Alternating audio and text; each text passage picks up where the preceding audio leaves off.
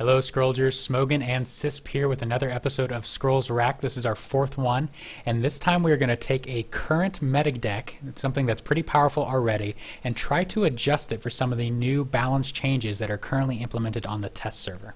So what we're going to do here is first we're going to review the current meta game as we see it, point out what decks are being most commonly played.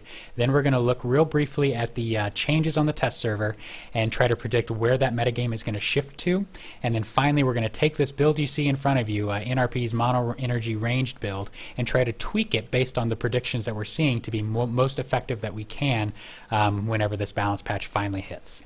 So of course I'm happy to welcome Sysp onto the show as always. He is our resident expert on all things Scrolls. Glad to have you, Sysp. Always happy to be here.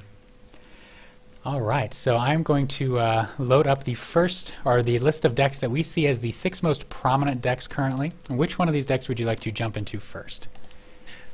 Let's do late game order. The deck that everyone thinks is OP, but not that many actually play. But it's a very good iteration of late game order, and it's definitely giving some decks fits on the current ladder, so it's definitely a good contender. It's a player. It's a player, and it's going to be shifted probably a little bit with the patches also. But I would assume that this one still sticks around in some form. But definitely a contender right now. We'll see how it shifts. Okay. And then the other version of order that's out there is, of course, tempo order, a much more aggressive build. And that's one that's been around for a long time. It's a little bit, the exact scores differ a little bit from build to build, but the general idea is, of course, to have as good a curve as you can have in order. We have talked about a little bit before that some of the spots are a little bit meh, but it's always been pretty strong, and we'll see how it adapts to the new meta here. But I think it's definitely a contender in the current meta game. Yep, absolutely. And then we also have Agroth as another major player, perhaps the biggest boogeyman currently running out there.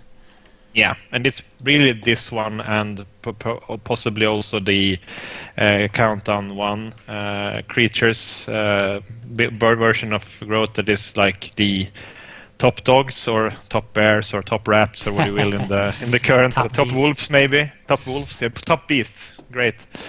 That covers everything, as you said.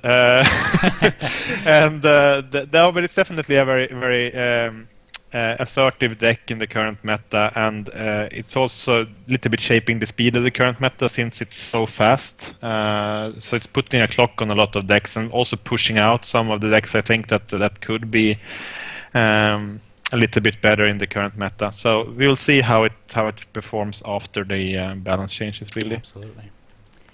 And then moving over to the only multi-resource deck, one of the only multi-resource decks, I shouldn't say the only, that's currently considered viable at the top of the ladder. We have Decay Order Control. Yeah, and this is one of the flavors that Decay is around in right now. I think that this one, which is a Decay and Order deck mainly based on the fantastic creatures of Arbalistair and the Harvester, really, yeah. And the combination of the pretty powerful countdown in tempo theft especially. Some decks also play like speeds and so on, but it's really like the combination of a lot of spells with resonance for Arbalistair and also the great stall and ramp cards in Decay Order in this one that's giving it all its power. Probably the best control, a pure control option in the meta, although that late game order is giving it a run for its money.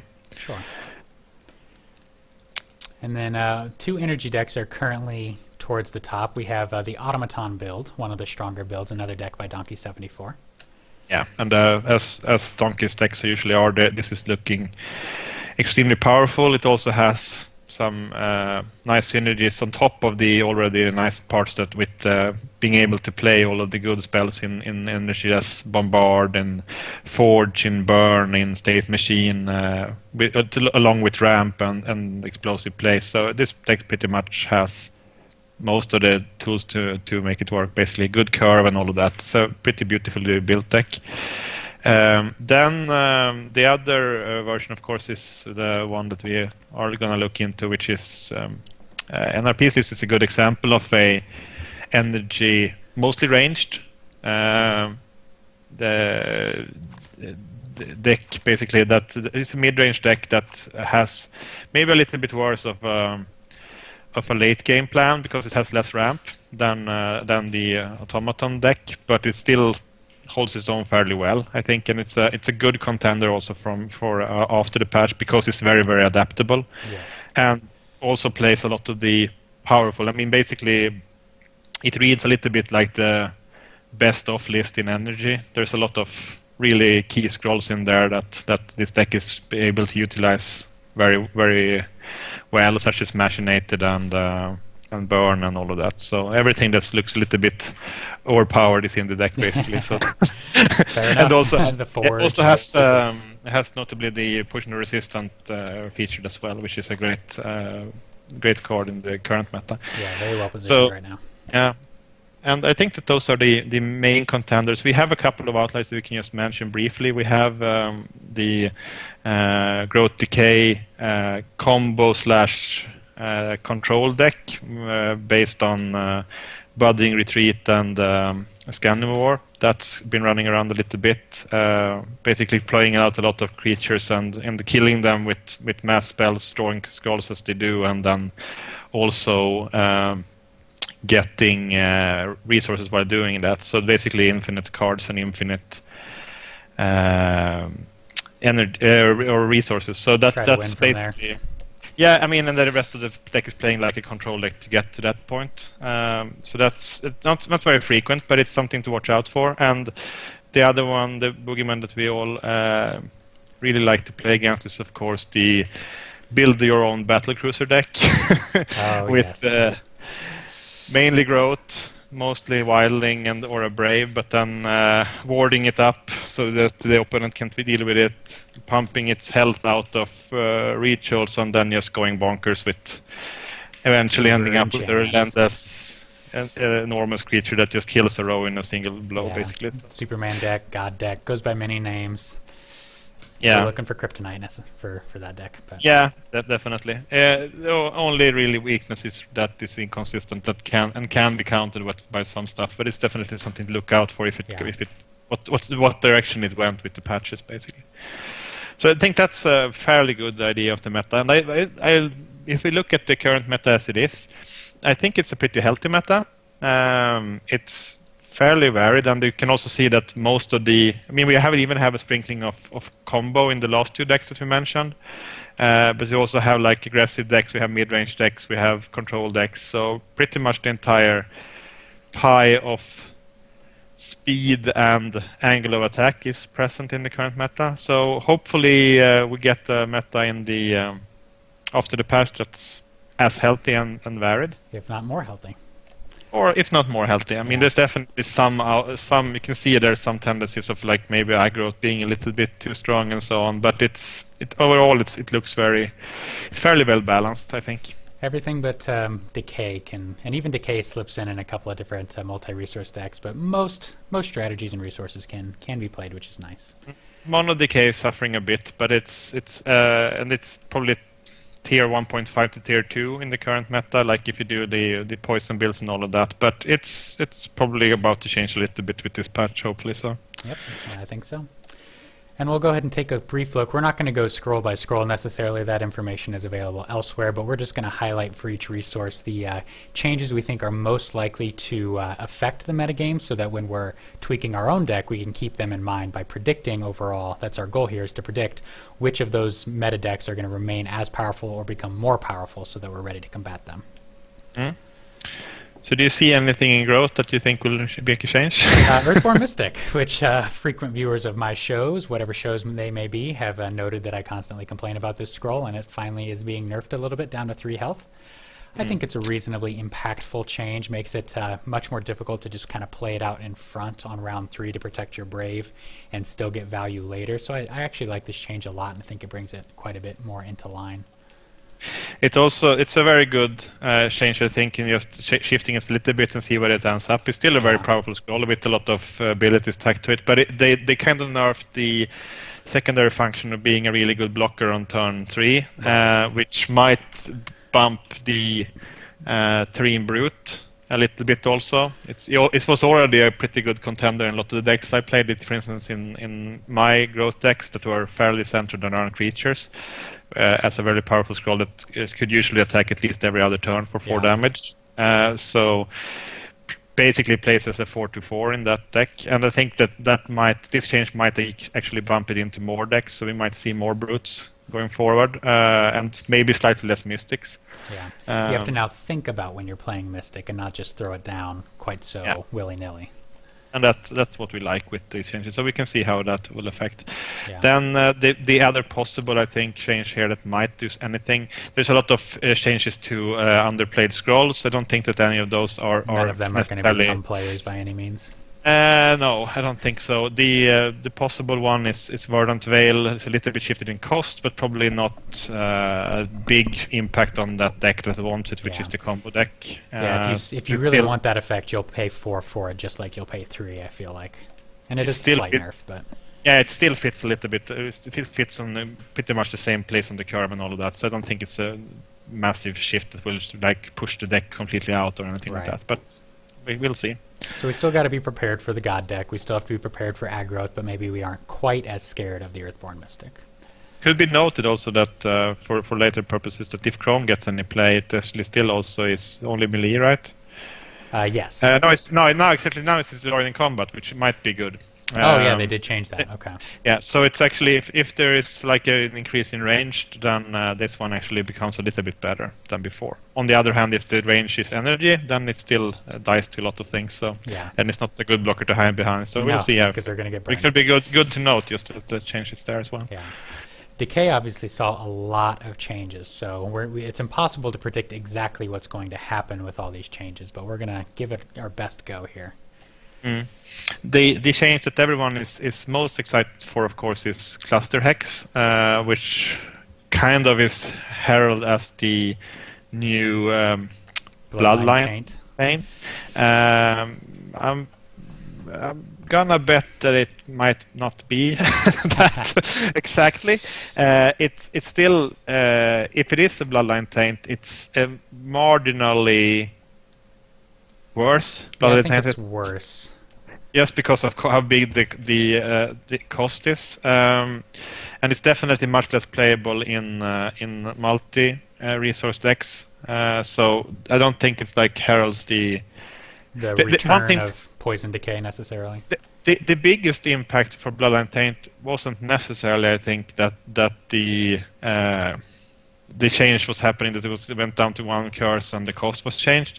It was definitely that they messed so much with the curse and how much it triggered. I mean, you have to remember that pretty much literally every damage triggered curse at one point, and at that point Bloodline Taint was at its strongest, where it could combine with Energy, it could combine with Frostgale, it could combine with pretty much everything. And even though Cluster Hex is better now, it still misses all of that interaction. From very hard to trigger it in mass, which is probably the biggest problem. It's very hard to trigger in mass right now, apart from like maybe MER curse or something like that. So I would expect that it's not gonna show up in bulk, also just because it is a little bit of a more expensive scroll. But we'll see how it turns up. It could be a player.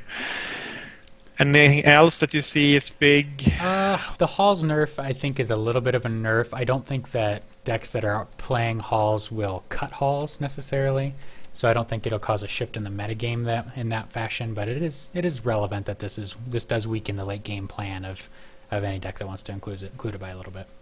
Yeah, it's definitely a nerf because it becomes less predictable. There was some overpowered things happening with like road cycling and all of that. That was a little bit on the hard side to swallow there. I think it's definitely a quality of life change for the opponents of those decks as well, because nothing worse than like killing their Arbalest there and know that they can just draw it the next turn. Fake it right away, so now they actually have a chance of drawing it, but it feels a bit better at least. They have a chance to whiff.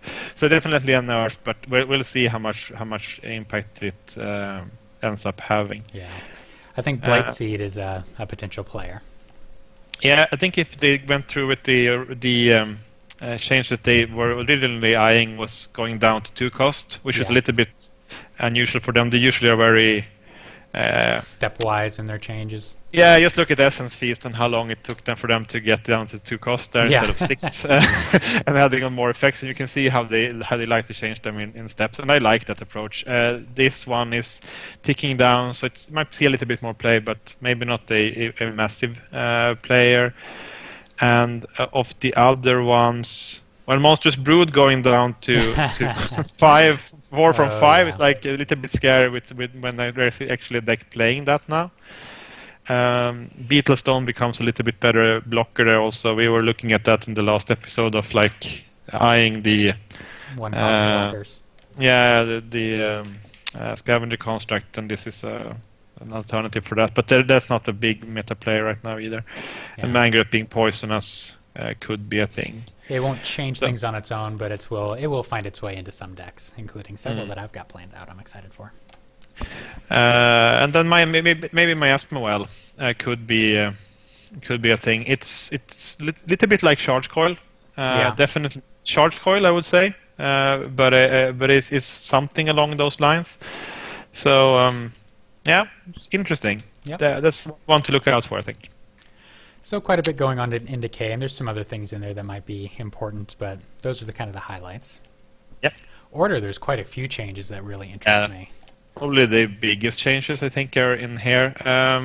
The biggest part is probably the spiky ones. Those are pretty interesting because it kind of buffs them up to where you have to start looking at them. Both Ruse, but also the Spearmans, and especially also the Wings Spear. Yes. It's a really good place in the curve now, and the Dominion effect now of having 5 spiky starts looking really interesting. Yes.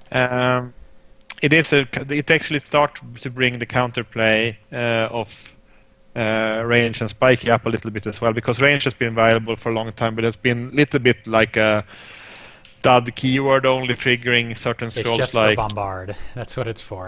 Yeah, and piercing projectile in some respect, Yeah. but it's really bombard, as you say. But now it's relevant. I mean, not just the spiky, but going back to Decay, things like does poisonous affect ranged units? I'm not sure how that interaction works. I think it does. I think it does, actually. I'm not sure how my gun causes me to be poisoned, but that's okay. We'll see how it goes, but Yeah. I think that if it is the old original wording, because it doesn't really say exactly what poison has, what wording it has, but if it is the original wording, we can look at it and see if it's take one of those, and looks like it is in melee combat, so it's basically like spiky. Very interesting. Poison spikes. Yeah. There we go. So that's good reason to have ranged in our deck.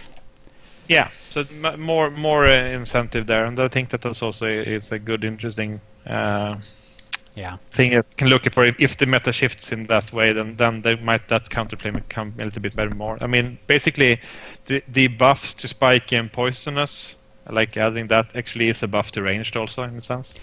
Absolutely. So it's interesting. Then, of course, Imperial Resources no longer healing units. That means our Thunder Surges are better. That means all of our little damage is better. Definitely does make shift damage a little bit more sticky. Nerfs Waking Stones a little bit also, which was a combo there. Yeah. It definitely nerfs armor a little bit also, because they were also affecting a little bit doubly from the healing there, and possibly also bringing poison back a little bit. Yeah. I mean, if anything else, that nerf brings poison around, which is something that I think we can be pretty well positioned against, or at least be prepared for. Definitely. Not a ton of other changes. I mean, reversal cost 2 is making it on par, but there was already so many options there, and I don't think it will affect it much. I mean, it's scary how much cycling there is now in how many draw card scrolls there are now at cheap cost in Order. And it's something to look out for, because there is 2 decks in the meta game that are running those right now, especially the DO deck and also the late game Order deck.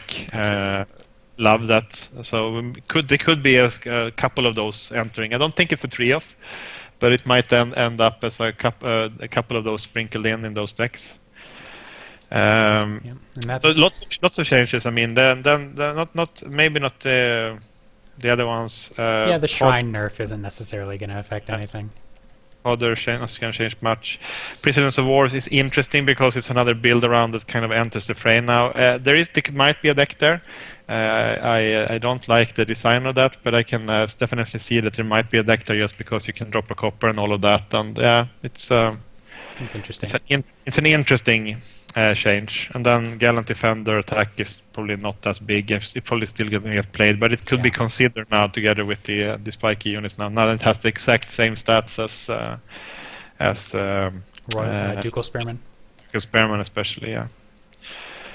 So that's the order. Lots of changes there. Felt like a ton, but most of them were actually impactful. Also, they were either on played scrolls or borderline played scrolls. Not a lot of those were hitting completely underplayed scrolls. So I think there is definitely potential for some of those to shake things up there.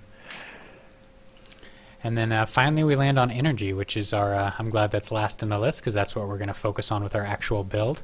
A number of these scrolls are either contenders for our deck or are currently in our deck.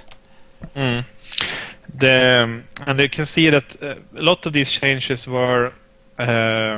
when Automata Forge is the bigger one, that's probably not... I don't think it's going to make a complete impact on how much Forge is played. I mean, it's now on par.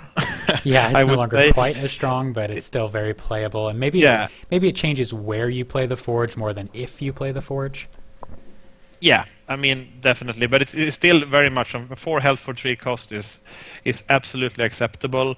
And it still is above Quake, for instance, which would be if it went down to 3, for instance, then it could be a little bit different. But I think it's still in a very good spot. And definitely, I feel like as with Mystic, it needed a slight change. It's been like that forever, and it's been one of the strongest scrolls in Energy. So I'm fine with that power being distributed somewhere else. And then we have, I'm going to jump down real quick to Golem Skin and Snargle Hunter. Both are interesting changes, but are less relevant to what we're doing because neither of these will make our ranged build necessarily. I think Snargle Hunter is borderline. We'll see, but it's because that deck definitely likes temporary resources. So it could be an interesting. And stats are good enough that if it wasn't for the range team of the deck. Yeah. But do note that deck actually runs non-ranged creatures as well. And it does set up for bombard plays and some of the other things also. So it's not a complete misfit. Not a deal breaker for you. Look at the Comaton, for instance, and see that it's kind of close to that one. Yeah. So we can see if it makes the deck or not. Then Hired Marksman, I think, still has the problem with the 3 countdown. Almost making it require. We have talked about earlier how 3 countdown definitely is a big nerf to casters and attackers. It's a little bit more durable now, so a little bit more likely to get attack off. But in a lot of boards, it's functioning very, very much as a 3 attack range creature, and we have options for that. So that's why I don't like it that much, and I don't think that if it did cost 3, for instance.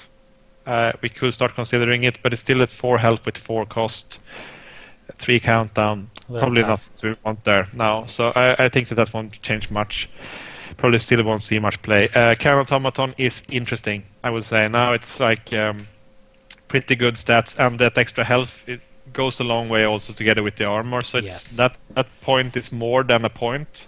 There's an interaction effect between the armor and health above 2 or 3. I'm always wary for when the changes are like for more than 1 step, and I think that one is sort of counting as like a little bit more than 1 step, maybe a step and a half of power increase. So I think it's interesting. But the big one here is I think the Conduit. Yes, very interesting. Because there you see a double step. They could have either gone with or they might, and they still might, but they if it goes out like this, they have both buffed the health and the function of it, because it gives another point now of energy when it gets sacked. Yes. And now it's on par on 3 with like Forge, for instance, as a blocker. State Machine as well. Yeah, and state machine as well. So exactly. So it definitely enters the consideration there if you just want the blocker and don't want anything else. And then you can choose your effect now. I mean, do you want to soak one attack, then do a really big play? Do you want the guaranteed damage when they drop creatures? Do you want the long-term advantage of free scrolls? So now I think it's in a very good state where it could fit in different decks and take the decks in different places. So that one is very interesting. So should we sum a little bit there what we saw? We saw that that ranged might become a little bit better if any of those other parts of if any of those other parts enters the fray. I mean, with spiky and poisonous. We can also see if poison becomes a little bit more, then structures become a little bit better. Yes. I don't necessarily know that means that mono-energy structures, for instance, will see a rise, but it's something to note. But we can still add maybe more than 6 total structures in our deck if we're anticipating that. And also the structures that attack, like coil and so on, also becomes a little bit better because they are less affected by spiky. Yes. So it's an interesting part. Poison will probably rise a little bit just because of the less amount of healing, and there was also a couple of key nerfs to health in some places. So I think that might also affect it, especially Mystic. Yeah, and less healing from Order as well. So. Exactly. So that's a little bit better. But in overall, we can see that the aggro deck was pretty much not touched. So I think that's still gonna be a pretty good player given how strong it was before. I think it has options also to adapt a little bit to with the build if it deems that Mystic is no longer necessarily needed. Not that I think it's gonna end up with that, but Breaker might, for instance, be an option, or even going down and looking at Nog or something like that. Yeah, there's a number of 2-drops they can slide in for the same stats. So there's a ton of things they could do with that part of the curve, I think. So, but it's definitely going to be a contender. I have no doubts that we'll see growth after the patch hits in numbers as well. Absolutely. So we need to tune to be ready for all of that. Do you think we can handle it? Still a pretty fast meta. I see that spike and range can be a little bit more prevalent and all of that. So there's definitely room still for the control decks. They didn't really receive any nerfs. If anything, they got buffs, which was the theme really of the patch in general. There was mostly buffs rather than nerfs, which I think is a sign of them trying to raise the bar a little bit on the number of playable scrolls rather than trying to lower the extreme tops. Sure. So I can like that. So if you look at this build now, which I think is fairly beautiful in the current meta, by the way, I have adapted. The one I'm playing is a little bit different than NERP's list, but I think NERP's is a little bit more stock, so I think it's better to go with that one. What do you see in this list that still excites you in the new meta? Well, I'm really excited about having Burn. Obviously, this is one of the best scrolls in the game, so I'm not saying anything new here, but there's even more important scrolls on 3 health now, so being able to take advantage of that is pretty critical, and having something to attack behind when you burn their frontline unit is as good as ever. And it also feels good being the range deck, right? When we said that range is going to be buffed. Absolutely. Even if it's just a little bit buffed, if it's more relevant in a couple of matchups, then it's still a couple of points here and there. I mean, it's percentages. Yeah.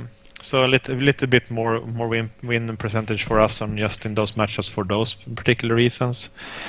I still really like Potion of Resistance in the current metagame. I do agree. I think that if anything, the one thing that might be a little bit scary for ranged energy is that if Poison comes back as a contender, it is a fairly strong counter to it. Mind you, it's probably a little bit. People remember that it's a very strong counter to it. You have to remember that was in the meta when Curse was extremely good. Yeah. And that Oculus Cannon hadn't really entered the fray yet either, so there were less structured play in this one. Oculus Cannon is really like the glue that holds the structure and the range part together, with Smuggler and Bombard and all that.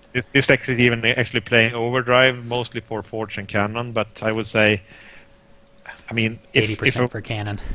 80% for cannon. The forge is actually in the decayed matchup, for instance. You don't really want it autos. You really want the forge just ticking along and not kill it because they can't kill it. So if you don't do that, then it's fine. So no, I think it's still, those parts will still be very very important. I think in the new meta. What I can see though that might shift a little bit is on the Automatons and the Tempest Reaver and the Ironclad Reaver. I think there might be some adaptation that we can do in those slots. Early game, it still feels like it's playing mostly what it wants there. I mean, Dust Runner, we said already that 3 health is a little bit better now with Mystic not being the massive blocker there, so that becomes a little bit better towards growth. Gun Auto is pretty much where you want to be still, and Higher Smuggler is also like good long-term plan for getting cards there. So not a ton of things I would change there. But I think that it's really on the later parts of the curve. When I did adapt the deck also for the current meta, I did speed it up a bit. That's mostly what I did. I took off shade off at top of the curve there, added some more variety, and also added like a little bit things like the third spark and some of the other early gameplays just to speed it up a little bit further. But I don't necessarily think that this meta is going to be much faster. If anything, it might be a little bit slower just because of Spiky entering the fray and creature trading a little bit more. Unless they're ranged, of course. Yeah. And if Spiky pushes aggro out of the format, which I don't necessarily think will happen, but if it does happen, then we have to be really ready to contend with the late game plays. No, so I mean, basically, if it goes like that, and also that the Spiky 2-coster is played more. I can't remember what his name was. Wings. Wings. Spear. Yes. Gotcha. Yeah, if that they played more, then there's a little bit more of 2 health creatures running around as well. So that's more might news also for Spark. More news for Spark. No, but I think in this meta I would probably add the third Spark here. I would do it probably in general just for consistency's sake. I want to kill the Raider. Yeah, I want to kill the Raider. That's always good. Do want to kill the Brave. And I could see actually shaving off a dispersal for it if we want to do an easy cut. I think that given that we have Machinated Stormrunner and also the Spark Burn combo that is like acting as a dispersal as well together, I don't think we have a extreme need for a dispersal in this meta. So I think we can be fine with running 2 then, for now at least. Then if you look at the new stuff that we could add, because I think that's maybe the most exciting, then we have Conduit. Question is if it takes out one of the 2 structures that we already have, or if we're fine with our Smuggler drawing into this one. And I'm pretty sure that we're fine with actually having this one as well. I mean, it feels, when you start looking at it, it starts feeling like, yeah, okay, but this is only going to be good if you drop it on turn 3, because later on you don't really want it. In practice, though, when I play with it, it's pretty insane. Is it pretty? I haven't had a chance yet. We have done some serious testing with both in like pure ramp decks, but also in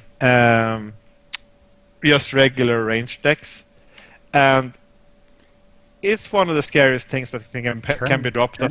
Because you can't really kill it either. I mean, how are you supposed to kill it before it generates 4 resources on the next turn? Yeah, that's the thing. Like, it's not giving you 3 resources; it's giving you 4 right away. Yeah, and you're gonna be hit with something really big then. I mean, we're looking at like massive sudden eruptions, or we're looking at like Tia dropping on turn 4, or we're looking at like massive bombard plays like the likes you've never seen. So no, I think it's definitely a good scroll, and but I don't think I would cut the structures out necessarily. I wouldn't cut Oculus for it, because I think that the Oculus is so vital to the deck. But I could see maybe cutting a Forge, but I think that we don't need to do that yet. I can leave it in now. yeah, we're hovering that cut. But I definitely think that we have a chance here of lowering the curve a little bit by cutting something else instead for it. So the question is, like, if a Comaton, for instance, is getting cut here, stats-wise, it's pretty inefficient. I mean, you really ramped it you're after, and the inevitability that the opponent wants to kill it. It's good in the mirror. So if that becomes a thing, then it's still kind of C play. But I think that's fairly similar to what the Conduit is fulfilling. Conduit is also really good in the mirror, so I think we can probably cut the echoes. Send them out. Because I mean, we're not running. Given that we're not running any of the buffers for it, and we don't have the automaton deck here that we're tuning. I think that one it still stays, but here I think it could go. Then we have Tempest Reaver and Ironclad. Tempest Reaver has been a little bit interesting for me. It's definitely there for the blocking. Yeah. When I play the deck in both ranked and in tests here, it's not extremely often that it's attacking for a ton, because you can't really no, it's the Tempest Reaver. It's not there. It's not that often. It actually attacks for a ton because you can't really afford that, and it combines horribly with Bombard. Yes. That doesn't work well. Yeah, usually I try to exclude it from attacking on my Bombard turns. Yeah. Which tells you how bad well it combines with. And I mean, we didn't really get a good replacement for it either here. But it's mainly functioning as a blocker. I'm very tempted in the current decks I'm running to actually see if we would run the Scout Automaton instead. Just because I feel like it's a very similar situation. It has armor and some health. Yeah, and it's a more impact on the board, and it's actually just better on the curve. So I'm very close to changing that in my current one. I think we can cut it and see if we can add something else there. It's really if we want another blocker there. But on the other hand, we just added Conduit, which can block. Which is a really good blocker. And if they can't kill it, I mean, it can basically soak up to 3 damage and still get its effect off. Right. So it's a very good tempo play there. Reaver. And then fucking Ironclad Reaver. It's a problem with both of them being Reavers. Here is interesting. I could see us actually adding Cannon Automaton and trying that in that slot. If we just we have to remember that we need to test these changes. But yeah. I think that they became much closer in function now, and also with the added ramp that we got there. Yeah, I think we can get to 6 a little bit easier. We have this goofy spot at 5 where we don't have anything, but we have a lot of 3+2 plays we can make to fill that slot. Mm. And then one of the things also with Conduit is that if we want to add both redundancy and combo with the Conduit, we can now add Power Trip as well into that deck as well. True. I mean, it's a really good play already in this current meta. I know that the Automaton deck is running it to great effect because it has more ramp, but now we do too. And either it's acting as like a way to drop. I mean, we can go gun auto on 2 or Higher Smuggler on 2, and then drop a cannon auto in front of it. Yeah, that's pretty great. On turn 3, so yeah, and that's pretty good for versus growth. And just think how little removal there is in Scrolls right now that can deal with a 5 health armor creature. It's really tough to do. Yeah, it's really a damning curse that will counter it, but yeah. But on the other hand, I mean, there is definitely possibilities of not doing that play. You have to remember that you can also, I mean, if they drop decay on you, you will have to play a little bit differently. It's much more about your structures at that point, and much less about the flashy plays that might be very easily countered with the brain lice. So I think it's really Cannon Auto or Tia, and I think Tia might be a little bit extreme, but it's definitely not out of the question. I'm adding one just for fun for now. Yeah. For fancies, I think. Maybe cut the Cannon Auto for it. I don't know. We'll stay up, and then we'll cut the Thea as our last cut. Mm-hmm. But I don't know. Do you see any other changes that you would like to make? I mean, it's really a Snoggle Hunter in that sense, but on the other hand, it's not a. We can try different versions of the build at one point, but I would say that it's close to being there, but it feels like it has a better home somewhere else. Yeah, and I think I mean, if our goal is to be able to beat Spiky, that's like the one guy we're running that just dies to all that Spiky, and yeah, that's very true, and especially with the 3 health. And I think that those changes together might be a little bit problematic for him. It's definitely, there is some deck out there that wants him. I don't know if it might even be the mono energy structure deck, because it has a ton of blockers for him, and it can usually do is trigger pretty easily there. Find something and have a great effect of that energy later. But probably not for this deck. We're pretty tight on space, and I can't really see any major cuts we would do to fit him in here. He would have to probably take Stormrunner's spot or Canonetta, but I don't know if he's better than them. They are. And that I don't see. Yeah. Are you curious about the difference between Thunder Surge and Sudden Eruption now that we have Fulmination Conduit? A bit. I think it's a little bit tough to tell which one we're actually running here. I mean, also given that we also added Power Trip, I think Eruption value did increase a little bit. I could see us adding Eruption and then still having them play around Thunder Surge. Having 3 total and just having no Thunder Surge in the deck and still have the play around it. I think that might be the best version of the Sudden Eruption they can have, because they still have to respect the runner play. So, yeah, absolutely. And I'm going to go ahead and keep one Thea and cut one Cannon, I think, just to kind of test, and we'll tinker and see. We don't want the deck to be too good. I think that would be a little bit too awkward if it became too good here. So no, but I think this is definitely a good list still. Yeah.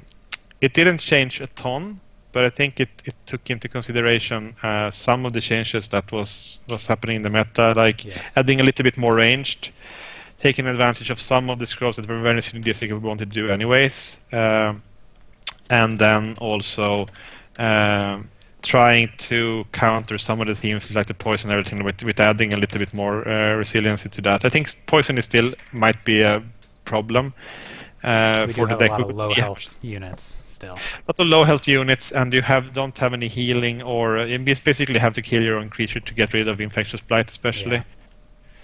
So we'll see how it ends up, but it looks interesting. I say. I think it looks like a contender for in this meta. So. And since it's built off of a really strong deck already, it's probably in the running for the best deck we've built on this show so far, just because we started from strength rather than starting from a blank slate. It's actually a very good tip also if you're doing new builds. We tend to build them extremely from base on this show, just because we want to show off a little bit of illustrate a point of each scroll. But the good way of building good decks is actually starting with something good and then adapting. Either if you like the core, or if you like the team of deck and how it plays and some scroll choices. I mean, it's usually better to start off from a base than going from something completely different. For instance, when I did my End of Reason deck, I based it off my Orchard Growth deck and then swapped out maybe 9 scrolls or something like that. But it still had a very similar tempo curve of a lot of countdown 1 creatures and all of that, but it also had the instead of running the fairly symmetrical Orchard, it ran instead the extremely asymmetrical End of Reason. So it's definitely, and that build was much better than when I actually had End of Reason. Before that, I did the build completely from scratch, and then I was like, but I have a good shell already. Maybe I want to do the one that I actually managed that to works with already. Yeah, so. I think it's a good way of starting the build there. Well, here is our deck. We'll put the link down below, as well as a link to our test games, which are coming up next. In the next video, you can see this deck in action on the test server against Sysp. This has been Scrolls Rack number 4. Thanks for watching. Thank you, guys.